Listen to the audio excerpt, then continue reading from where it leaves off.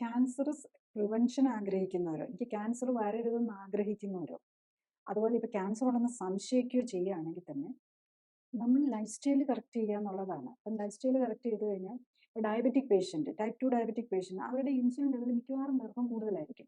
ചെറിയൊരു പെർസെൻറ്റേജിന് normal insulin ലെവലായിരിക്കും. പക്ഷേ പ്രത്യേകിച്ച് ഒബേസിറ്റിയും ഇതൊക്കെ കൂടെ ഉള്ളവരോ, അല്ലെങ്കിൽ ഇൻസുലിൻ മിക്കവാറും മരുന്നുകൾ കഴിക്കുന്ന പല മരുന്നുകളും ഇൻസുലിൻ്റെ പ്രൊഡക്ഷൻ കൂട്ടുകയാണ് ചെയ്യുന്നത്. പിന്നെ നമ്മൾ പ്രൈമറിലി എടുക്കുന്ന ഇൻസുലിൻ ഇഞ്ചക്ഷൻ തന്നെയാണ്. ഇവരെല്ലാം ഇൻസുലിൻ ലെവൽ കൂടുതലായിരിക്കും. ഇൻസുലിൻ്റെ ഒരു പ്രത്യേകത എന്താണെന്ന് ചോദിച്ചു കഴിഞ്ഞ് കഴിഞ്ഞാൽ, ഇൻസുലിൻ നമ്മുടെ ഇമ്മ്യൂൺ സിസ്റ്റത്തെ സപ്രസ് ചെയ്യും. അതാണ് നമ്മൾ ഈ ഫാസ്റ്റിംഗ് എടുക്കുക, ഒരു നേരം എടുക്കുക, ഒരു നേരം മാത്രം ഫുഡ് കഴിക്കുക, ഫാസ്റ്റിംഗ് എടുക്കുക, ഇതിൻ്റെയൊക്കെ ബെനിഫിറ്റ് ആ രീതിയിലാണ് വരുന്നത്. അപ്പം നമ്മൾ ഈ ഇതെടുത്ത് കഴിയുമ്പോഴേക്കും നമ്മുടെ ഇൻസുലിൻ്റെ അളവ് കുറയും.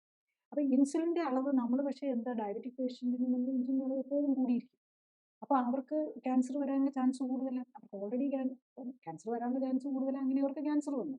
അതിൻ്റെ കൂടെ ഈ ക്യാൻസർ ട്രീറ്റ്മെൻറ്റിൻ്റെ ഒപ്പം തന്നെ കീമോതെറാപ്പിയും ഈ ഗുളികകളും എല്ലാം കഴിച്ചുകൊണ്ടിരിക്കുകയാണ്. അപ്പം നാച്ചുറലി അവരുടെ ഇൻസുലിൻ ലെവൽ കൂടുതലായിരിക്കും. അപ്പോൾ അവരുടെ ഇമ്മ്യൂൺ സിസ്റ്റം പ്രോപ്പർലി വർക്ക് ചെയ്യുന്നില്ല. വർക്ക് ചെയ്യാതെ എന്തുകൊണ്ടാണ്? നമ്മൾ ഫാഗോസൈറ്റോസിസ് എന്ന് പറഞ്ഞൊരു പ്രോസസ്സ് ഉണ്ട്. അതായത് നമ്മളുടെ അബ്നോർമൽ സെൽസിനെ കളയുന്ന, അത് ക്യാൻസർ ബാധിച്ചതാണെങ്കിലും ഇൻഫെക്ഷൻ ബാധിച്ച സെല്ലുകളെ ആണെങ്കിലും അതിനെ എടുത്ത് നശിപ്പിച്ച് അതിന് പകരം പുതിയ സെല്ലുകളെ ഇമ്മ്യൂൺ സിസ്റ്റം ഉണ്ടാക്കുകയാണ് ചെയ്യുന്നത്. അപ്പം അത് ഈ ഫാഗോസൈറ്റോസിസ് എന്നുള്ള പ്രോസസ്സാണ്.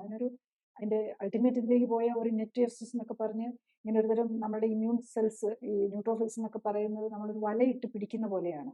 അത് മീനിനെ വലയിട്ട് പിടിക്കുന്ന പോലെ ഈ അബ്നോർമൽ സെല്ലിനെ അതങ്ങ് പിടിച്ചിട്ട് അതിനെ ഡൈജസ്റ്റ് ചെയ്തെടുക്കുകയാണ് ചെയ്യുന്നത്. അതിന് ഫാഗോസൈറ്റോസിസ് എന്ന് പറയും.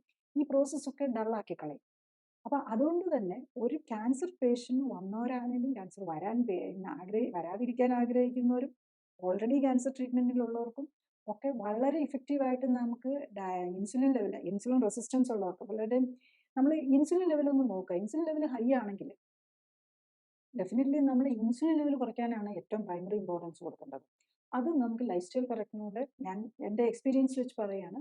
ഈ സെൽ ആക്ടിവേഷൻ പ്രോട്ടോക്കോൾ വെച്ച് നമ്മൾ ലൈഫ് സ്റ്റൈൽ കറക്ഷൻ ചെയ്യുമ്പം ഇതിൻ്റെ വീക്ക് നമ്മൾ യൂഷ്വലി 8th ഡേ ആണ് നമ്മൾ ഇൻസുലിൻ തുടങ്ങുന്നതിന് മുമ്പ് ഇൻസുലിൻ ലെവൽ നോക്കും. 8th ഡേ വരുമ്പോഴേക്കും ഡ്രാസ്റ്റിക് വ്യത്യാസം വന്നിട്ടുണ്ടാവും.